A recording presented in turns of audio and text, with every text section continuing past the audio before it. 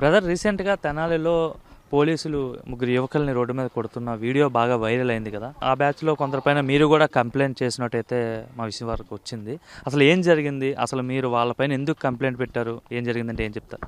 అది ఆ రోజు మామూలుగా మా రిలేటివ్స్ దగ్గరికి వెళ్ళాను. రిలేటివ్స్ దగ్గరికి వెళ్తే అందులో ఒక పర్సన్ తెలిసిన ఆయన, రిలేటివ్ ఆయన. సో ఆయన దగ్గరికి అని చెప్పి వెళ్ళాను. ఆయన దగ్గరికి అని చెప్పి వెళ్తే ఇట్లా మొహం మీద బండి లైట్ పడింది. నువ్వు లైట్ ఆపరా ఏంట్రా అని అంటే, లేదు నేనే బ్రో, ఇట్లా సురేష్ వాళ్ళ అబ్బాయిని ఏదైనా అంటే, మీ నాన్న పోలీస్ అయితే తోపా ఏంటి, ఎవడికి ఎక్కువ, మీ నాన్న కూడా ఇది చేస్తామని చెప్పి మాట్లాడారు. నేను బండి దిగాను. బండి దిగి ఏంటి బ్రో ఎందుకు అలా మాట్లాడుతున్నావు అని బండి దిగేటప్పటికి ఇక బీర్ బాటిల్ పెట్టి కొట్టేశారు. అంటే వాళ్ళ కోసం ఏదైతే పెద్ద ఎత్తున చర్చ జరుగుతుంది అంటే ఆ ముగ్గురు యువకుల కోసం, ఒక పక్కేమో అసలు పోలీసులు సానుభూతి లేకుండా మరీ దారుణంగా మానవత్వం లేకుండా నడి రోడ్డు మీద పెట్టి కొట్టారనేసి, మరో పక్క వాళ్ళు ఒక గంజాయి బ్యాచ్ తెనాల్లో చాలా మందిపై గొడవలు దిగి గొడవ పడి చాలా మందిని కొట్టారంటున్నారు. అసలు వాస్తవం ఏంటి? మీరైతే ఒక ఎగ్జాంపుల్ చెప్తున్నారు.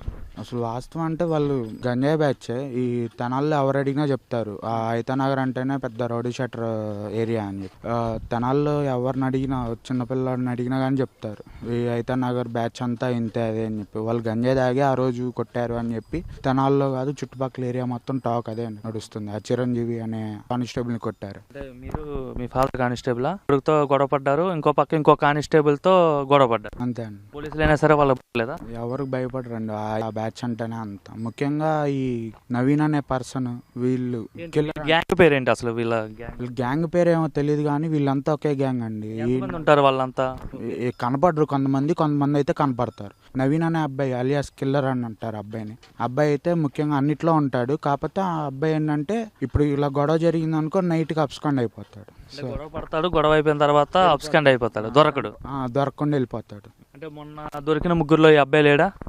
ఈ అబ్బాయి లేడండి. మీరైతే కేసు పెట్టారు అబ్బాయి పైన? నేనైతే పెట్టానండి. ఈ అబ్బాయి మీద, ఈ నవీన్ అనే అబ్బాయి మీద ఈ స్లారా అని ఇంకొకటి ఉంటాడు. వీళ్ళిద్దరు మరి చుట్టాలో బ్రదర్సో ఎవరు తెలీదు. వీళ్ళిద్దరు ఒకే చోట ఉంటారు. వీళ్ళిద్దరి మీద పెట్టాను. ఏమన్నారు మీతో? ఏ విధంగా గొడవ పడ్డారు? లైట్ జస్ట్ బండి లైట్ పడింది అన్నారు. బండి లైట్ పడినందుకే ఎవడరా నువ్వు అన్నారు. ఇట్లా పలానా సురేష్ వాళ్ళ అబ్బాయిని ఇది అని చెప్పాను. చెప్తే మీ నాన్న అయితే